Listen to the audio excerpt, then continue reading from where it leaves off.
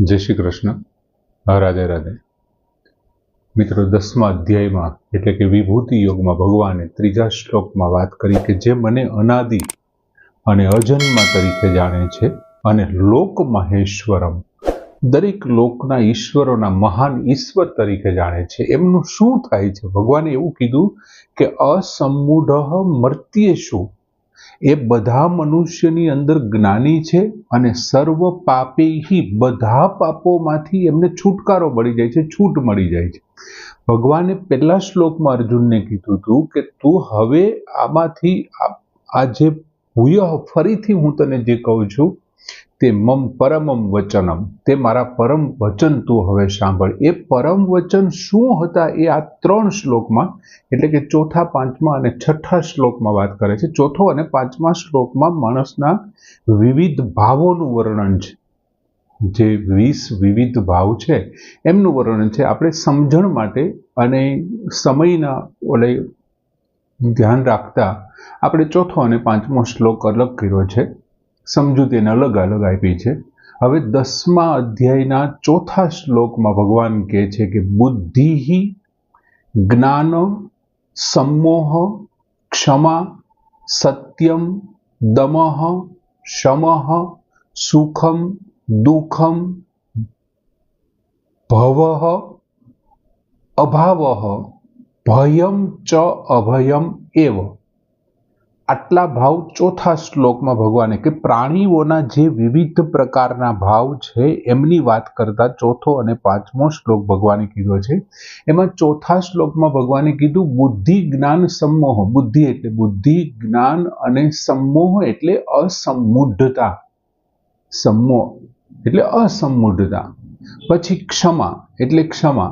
ત્યાર પછી સત્યમ એટલે સત્ય, દમ એટલે દમ અને શમ એટલે શમ. શમ એટલે શમ. સુખ એટલે સુખ, તેમજ સુખ, દુઃખ. પછી ભવ એટલે થવું, હોવું અથવા તો ઉત્પત્તિ, અને અભાવ એ જે ઉત્પન્ન થયું છે તેનો અભાવ એટલે પ્રલય. પછી ભય, અભયમ એવ તથા અભય, ભય અને અભય. આટલા ભાવોની વાત કરી. બુદ્ધિ, જ્ઞાન, અસમ્મૂઢતા, ક્ષમા, સત્ય, દમ, શમ, પછી સુખ, દુઃખ, ઉત્પત્તિ, પ્રલય, ભય અને અભય. આ ચોથા શ્લોકમાં કુલ 13 ભાવ પ્રાણીઓના રજૂ કર્યા. હવે પ્રાણીઓના વિવિધ ભાવમાં ભગવાને એ પહેલો ભાવ રજૂ કર્યો બુદ્ધિ. હવે આપણને એમ થાય બુદ્ધિ એટલે શું? આપણે બીજા અધ્યાય વખતે જોયું હતું, પંડિત શબ્દ સમજાવતી વખતે, કે પંડા નામની બુદ્ધિ. બુદ્ધિના 10 પ્રકાર છે, પણ અહીંયા મૂળ બુદ્ધિની વાત કરે છે. તો બુદ્ધિ એટલે શું? તો કે તમારું કોઈ પણ ઉદ્દેશ્ય હોય, એ ઉદ્દેશ્ય માટે તમે જે નિશ્ચય કરવા વાળી જે વૃત્તિ છે ને એને બુદ્ધિ કહેવાય. તમારા ઉદ્દેશ્ય માટે તમે જે નક્કી કરો છો, આ નક્કી કરવા વાળી તમારી જે વૃત્તિ છે એનું નામ બુદ્ધિ છે. આ નક્કી કરવા વાળી વૃત્તિ છે એને બુદ્ધિ કહે. કોઈ પણ પછી પરમાત્મા પ્રાપ્ત કરવાનો ઉદ્દેશ્ય છે અને એ ઉદ્દેશ્ય માટે તમારી વૃત્તિ નક્કી કરી નાખે મારે પરમાત્માને આ માર્ગેથી પ્રાપ્ત કરવા છે, એમના માટે નક્કી કરનારી જે વૃત્તિઓ છે ને એનું નામ બુદ્ધિ છે. ત્યાર પછી ભગવાને બીજો શબ્દ વાપર્યો જ્ઞાન. હવે જ્ઞાન એટલે શું? તો કે સંસારની અંદર આ સાર છે, આ અસાર છે, આ સત છે, આ અસત છે, આ ગ્રાહ્ય છે, આ અગ્રાહ્ય છે, આ નિત્ય છે, આ અનિત્ય છે, આ કર્તવ્ય છે, આ અકર્તવ્ય છે. આવો જે અલગ અલગ કરી નાખવા વાળો તમારી અંદર જે વિવેક છે, આ અલગ કરવાની જાણકારીનું નામ છે ને એનું નામ જ્ઞાન છે. ટૂંકમાં જે વિવેક બુદ્ધિ આપણી અંદર છે અને એને આપણે જ્ઞાન કહીએ છીએ. જે સાર, અસાર, ગ્રાહ્ય, અગ્રાહ્ય, કે ભાઈ આને ગ્રહણ કરાય, આને ગ્રહણ ન કરાય, આનાથી આ થાય, આનાથી આ ન થાય, આવું જે નિત્ય છે, અનિત્ય છે, કર્તવ્ય શું છે, અકર્તવ્ય શું છે, આવું જે બેને જુદું કરી નાખે એવો જે એક વિવેક આપણે જેનાથી પ્રાપ્ત થાય છે ને એને જ્ઞાન કહે છે. અને દરેક મનુષ્યને જ્ઞાન છે કોણ આપે છે? તો કે ભગવાન તરફથી પ્રાપ્ત થાય છે. ત્યાર પછી ત્રીજો શબ્દ વાપર્યો સમોહ. સમોહ, અસમોહ. અસમ્મો એટલે અસમૂઢતા. હવે અસમ્મો એટલે શું? તો કે આ સંસાર અને શરીર એ બંને કેવા છે? તો કે પરિવર્તનશીલ છે. સંસાર પ્રત્યેક ક્ષણે બદલી રહ્યો છે અને સંસારમાંથી આવેલું શરીર પણ પ્રત્યેક ક્ષણે બદલી રહ્યું છે. આપણે પૂર્વ શ્લોક વખતે જ જોયું તો કે તમે આ ક્ષણે જે વ્યક્તિને જોવો છો એ હવે પછીની ક્ષણે તમે એ વ્યક્તિને તેવો જ નહીં જોઈ શકો, કેમ કે સતત પરિવર્તન પામી રહ્યો છે અને એનું નામ સંસાર અને શરીર છે. એ માણસ જાણે છે કે સંસાર અને શરીર આવો છે, એમ છતાં એમની અંદર હું અને મારાપણું કરવું એનું નામ સમમોહ છે. સંસાર અને શરીર બદલી રહ્યા છે, એમ છતાં આ હું છું, આ મારું છે, એ એવું માને છે કે આ મેં બનાવ્યું છે, મારું છે. આવું જે હું અને મારાપણું કરવું ને સંસાર શરીર સાથે, એ એમના પ્રત્યે તમને સમમોહ છે. અને એ સમમોહનો જો અભાવ હોય ને તો એ અસમમોહ. સમમોહનો જો અભાવ હોય તો અસમમોહ, અસમૂઢતા છે. ત્યાર પછીની બાબત ભગવાને સમજાવી છે કે ક્ષમા. હવે ક્ષમા એટલે શું મિત્રો? તો કે ક્ષમા એટલે છે ને માફ કરી દેવું. પણ અહીં ભગવાનની પાસે ક્ષમાનો અર્થ વિદ્વાનોએ જે વિશિષ્ટ રીતે સમજાવતા શું કીધું છે કે તમે સંપૂર્ણ સામર્થ્યવાન હો. માની લો કે તમને તમારા ઓફિસમાં તમારો બોસ બોલાવે અને તમને એ ખખડાવી નાખે, પણ તમારે નોકરીની જરૂરિયાત છે એટલે તમે કંઈ નથી કરી શકતા અને તમે તમારા બોસને માફ કરી દો છો કે ભાઈ હશે આપણો સાહેબ છે ને જવા દઈએ. એ ક્ષમા નથી. તમારામાં સંપૂર્ણ સામર્થ્ય હોવા છતાં તમે ગમે ત્યારે ગમે તે વ્યક્તિને દંડ આપી શકવાની અથવા તો તમે શક્તિ ધરાવતા હોવા છતાં કોઈ તમારો અપરાધ કરે છે અને એ અપરાધીને તમારા પોતાનાથી કે ઈશ્વર તરફથી અહીંયા અથવા તો પરલોકમાં ક્યાંય પણ દંડ ન થાય તેવો વિચાર જો તમે કરો તો એનું નામ ક્ષમા છે. સંપૂર્ણ સામર્થ્ય હોવું અને એમ છતાં તમે એમને દંડ ન આપો. એ ઉપરાંત તમે એમ પણ ન કહો કે હવે એ ભગવાન જોઈ લેશે, હવે એના કર્યા એ ભોગવે, ભગવાન પૂગે એને. આવું પણ નહીં, તમારા તરફથી પણ નહીં અને ઈશ્વર તરફથી પણ એ વ્યક્તિને અહીં કે પરલોકમાં કોઈ પણ જગ્યાએ એમનો દંડ પ્રાપ્ત ન થાય, આવો જે વિચાર કરો ને તો એ સાચા અર્થમાં ક્ષમા છે, એ ઉત્તમ છે. અને ક્ષમા વીરસ્ય ભૂષણમ. ક્ષમા એ વીરનું ભૂષણ છે, ડર એ વીરનું ભૂષણ નથી. ડરને કારણે કોઈ માફ કરી દે છે એમ નહીં. પછીનો શબ્દ વાપરો સત્યમ. હવે સત્યમ એટલે શું? તો કે સત્યમ એટલે સત્ય સંભાષણ, સત્ય બોલવું, સત્ય કહેવું, સંભાષણ કરવું, એનું નામ સત્ય છે. હવે સત્ય કહેવું એટલે શું? એમ સત્ય કહેવું એટલે આપણા શાસ્ત્રોએ સલાહ આપી છે, સત્યમ વદ ધર્મમ ચર, સત્યમ વદ, સાચું બોલ. હવે અહીં શું છે, કેવા અર્થમાં? તો કે તમે જેવું સાંભળ્યું હોય, તમે જેવું સાંભળ્યું હોય, બીજું તમે જેવું જોયું હોય, અને ત્રીજી બાબત તમે જેવું સમજ્યા હો.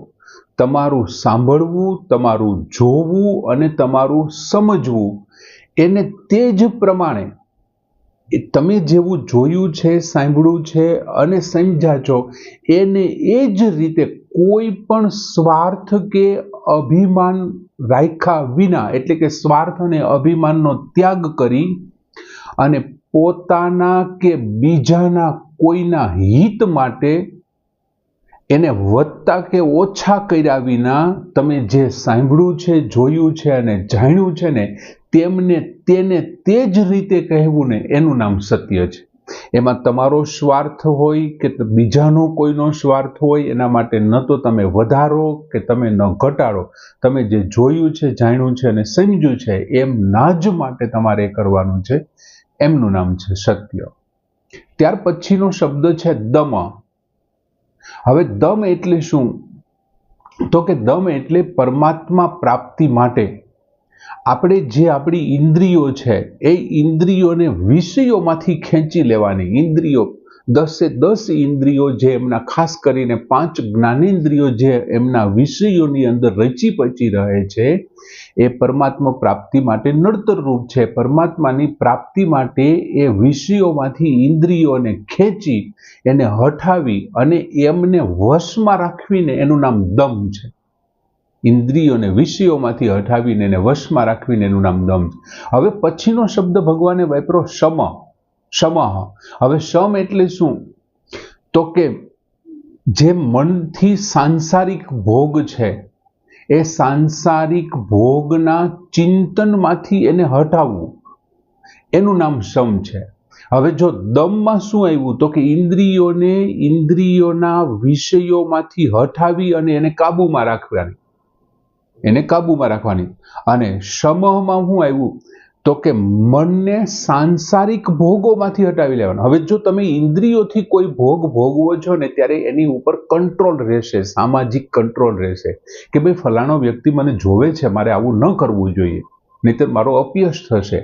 હવે તમે મનથી કોઈ કામ કરો છો ને, મનથી તમે સાંસારિક સુખ ભોગવો છો ને, તો એમાં તો કોઈ જોવાવાળું જ નથી. એટલે મનથી સાંસારિક ભોગોમાંથી તમારું ચિંતનને હટાવી લેવાનું. જો આપણે જોયું તો પ્રમાથિની ઇન્દ્રિયાની હરંતી પ્રશભમ મનઃ, આ ઇન્દ્રિયોને તમે હટાવી લીધી, પણ જો મનથી તમે નહીં થઈ, રસવર્જમ રસો અપી વિષયા વિનિવર્તન્તે નિરાહારસ્ય દેહિનઃ, જો તમે ઇન્દ્રિયોને આહાર નહીં આપો તો આવું થશે, પણ રસ તો જળવાઈ રહેશે. શું કામ? કેમ કે તમે મનથી તો એ બધું કરો જ છો, ખાલી ખાવાનું છોડી દીધું છે, સ્વાદ લેવાનો. જેમ દવાખાનાની અંદર પડેલો દર્દી છે, અત્યારે ડોક્ટરની મનાઈને કારણે, ખાવાની અશક્તિને કારણે એને ખાવાનું છોડી દીધું છે, પણ મનથી તો એ જ વિચારે છે કે જેવો સાજો થઈશ ને એટલે હું ખોરાક કરીશ. અને અહીંયા શમમાં શું છે? મનથી ઇન્દ્રિયોના જે કાંઈ સાંસારિક ભોગ છે ને એમાંથી હટાવી લેવાનું. એમાંથી હટાવવું અઘરું છે, કેમ કે એમને તો કોઈ બાધા જ નથી. એમ ત્યાર પછી ભગવાને વાત કરી સુખમ. હવે સુખ એટલે શું? તો કે માણસનું શરીર છે, મન છે, ઇન્દ્રિયો છે, એમને જ્યારે કોઈ અનુકૂળ પરિસ્થિતિ આવે છે, અને અનુકૂળ પરિસ્થિતિ આવવાને કારણે હૃદયની અંદર જે પ્રસન્નતા થાય છે એ પ્રસન્નતાનું નામ સુખ છે. મારા શરીર માટે મને માની લો કે કોઈ મસ્ત મજાનો એસી વાળો પોચો મારે જોઈએ એવો કોઈ કમરો મને મળી ગયો તો મારું શરીર સુખ અનુભવશે. એ સુખને કારણે મારા હૃદયની અંદર જે પ્રસન્નતા થાય છે એનું નામ સુખ છે. એ જ પ્રમાણે મારા મનની અંદર એવું થાય, એ જ પ્રમાણે મારી ઇન્દ્રિયો માટે આ ઇન્દ્રિયોને અનુકૂળ પરિસ્થિતિઓ પ્રાપ્ત થાય અને જે પ્રસન્નતા થાય છે એનું નામ સુખ છે. હવે એ જ પ્રમાણે મન છે, શરીર છે, ઇન્દ્રિયો છે, એમને અનુકૂળ પરિસ્થિતિ પ્રાપ્ત ન થાય ને એને બદલે પ્રતિકૂળ પરિસ્થિતિ પ્રાપ્ત થાય, અને એને કારણે તમારા હૃદયમાં અપ્રસન્નતા થાય તો એનું નામ દુઃખ છે. એટલે સુખ પછી ભગવાને તરત મૂક્યું દુઃખ છે. ત્યાર પછીનો શબ્દ છે ભવ. હવે ભવ એટલે સાંસારિક વસ્તુ, એમાં પછી સંસારની જે કાંઈ પ્રાકૃતિક વસ્તુઓ છે, ગાડી, બંગલા, મકાન, આ તે બધું જે કાંઈ છે તે. પછી એક વ્યક્તિ, આપણી સાથેના સંબંધ ધરાવનારા અથવા તો સંબંધ નથી તેવા વ્યક્તિઓ. પછી કોઈ ઘટના છે અને કોઈ પરિસ્થિતિ છે. આ જે ભાવ વગેરે ઉત્પન્ન થવાનું છે ને એનું નામ ભવ છે. કોઈ વ્યક્તિ છે, વસ્તુ છે, ઘટના છે, પરિસ્થિતિ છે, જે ઉત્પન્ન થઈ રહી છે એનું નામ ભવ છે. અને પછીનો શબ્દ ભગવાને વાપર્યો અભાવ. અભાવ. હવે અભાવ એટલે શું? તો કે આ વ્યક્તિ છે, કોઈ સાંસારિક વસ્તુ છે, કોઈ ઘટના છે, કોઈ પરિસ્થિતિ છે, એ ધીમે ધીમે શું થશે? કોઈ વ્યક્તિ ઉત્પન્ન થયો છે તો ધીમે ધીમે એમનું શું થવાનું છે? મૃત્યુ તરફ એમની ગતિ છે. અને ધીમે ધીમે કોઈ પદાર્થ, પરિસ્થિતિ, વ્યક્તિ, વસ્તુ, આ બધા ધીમે ધીમે છે એ લીન થઈ જશે. આ લીન થઈ જવાની, જે અભાવ થઈ જવાની, દેખાતું બંધ થઈ જવાની જે સ્થિતિ છે ને એનું નામ અભાવ છે, જેને આપણે પ્રલય કહીએ છીએ, નાશ કહીએ છીએ. ભગવાન કહે છે આ બધા જ ભાવ જે હું તમને કહું છું ને એ મારાથી થાય છે પશુ પ્રાણીઓની અંદર. હમણાં આગળ 5મા શ્લોકમાં ભગવાન વાત કરશે. ત્યાર પછીનો શબ્દ વાપરો ભય. હવે ભય એટલે શું? તો કે કોઈ માણસ છે એ ખરાબ આચરણ કરે છે, એમના ભાવ ખરાબ છે, એમની અંદર જે વિચાર એમના ભાવ છે એ ખરાબ છે. અને બીજું શું થાય છે તો કે શાસ્ત્ર અને લોક મર્યાદાની વિરુદ્ધ એમનું વર્તન છે. એમને લીધે શું થાય છે તો કે એના અંતઃકરણમાં બીક લાગે છે, એના અંતઃકરણમાં અનિષ્ટની કંઈક શંકાઓ જાગે છે, આશંકા જાગે છે કે કંઈક થશે, કંઈક અનિષ્ટ થશે, મારું ખરાબ થશે. એમ શું કામ ખરાબ થશે? કેમ કે મારા આચરણ ખરાબ છે, હું બીજાને દુઃખી કરું છું. અથવા તો શું થાય છે, મારા ભાવનાઓ ખરાબ છે, મારા પ્રત્યે શુદ્ધ ભાવનાઓ રાખવાવાળા વ્યક્તિની સામે હું એવી ભાવનાઓ રાખું છું કે આ માણસનું મારે લઈ લેવું, પડાવી લેવું, છેતરી લેવું. એ ભોળો હોય છે, મારી ભાવનાઓ ખરાબ હોય. અને અથવા તો શું થાય, શાસ્ત્રમાં નથી કીધા અથવા તો શાસ્ત્રમાં જે નિષિદ્ધ છે એવા કર્મો હું કરી રહ્યો છું. અથવા તો લોક મર્યાદાની વિરુદ્ધ, લોક મર્યાદાએ નક્કી કર્યું છે કે આ કામ આમ ન કરવું જોઈએ નહીં, એમ છતાં જો હું કરું છું તો મના અંતઃકરણમાં અનિષ્ટની શંકાઓ જાગે છે. આ અનિષ્ટની શંકાઓ જે જાગે છે ને એનું નામ ભય છે. અનિષ્ટની શંકાઓ, અંતઃકરણમાં અનિષ્ટની શંકાઓ છે, એનું નામ ભય છે. પછી ભગવાને છેલ્લો શબ્દ વાપર્યો, ચ અભયમ તથા અભય. અભય એટલે શું તો કે મારા આચરણો શુદ્ધ હોય, એકદમ સદાચારી હોય, મારી ભાવનાઓ પણ શુદ્ધ હોય. બીજું, મારા ભાવ સારા હોય, આચરણ સારા હોય અને શાસ્ત્રના સિદ્ધાંત પ્રમાણેનું મારું વર્તન હોય. સંતોએ અને લોક મર્યાદાએ બતાવેલી જે કાંઈ મર્યાદાઓ છે એનું પાલન કરીને હું જીવન જીવતો હોય તો સ્વાભાવિક છે કે મારા અંતઃકરણમાં અનિષ્ટ બાબતે કોઈ પણ શંકા નહીં હોય, મને કોઈ પણ બીક નથી. આ જે મને અનિષ્ટ બાબતે શંકા નથી ને એનું નામ અભય છે. આમ ભગવાને અહીંયા 13 ભાવો પહેલા ચોથા શ્લોકમાં રજૂ કર્યા કે અને 5મા શ્લોકમાં હવે 13 સિવાયના બીજા 7 ભાવ, કુલ 20 ભાવો ભગવાન કહેવાના છે. એ 20 ભાવો ભગવાન કહે છે મારે કારણે થાય છે, મારાથી ઉત્પન્ન થાય છે. આ ભગવાનના પરમ વચન છે. આપણે એટલા માટે છૂટું કર્યું કે બધા ભાવોને આપણે એમની વ્યાખ્યા સાથે સમજી શકીએ. એમ સરસ મજાનો ચોથો શ્લોક કે બુદ્ધિ, જ્ઞાન, સંમોહમ, ક્ષમા, સત્યમ, દમ, શમ, સુખમ દુઃખમ, ભવ, અભાવ, ભયમ ચ અભયમ એવ. પૂર્ણ કરીએ. જય શ્રી કૃષ્ણ.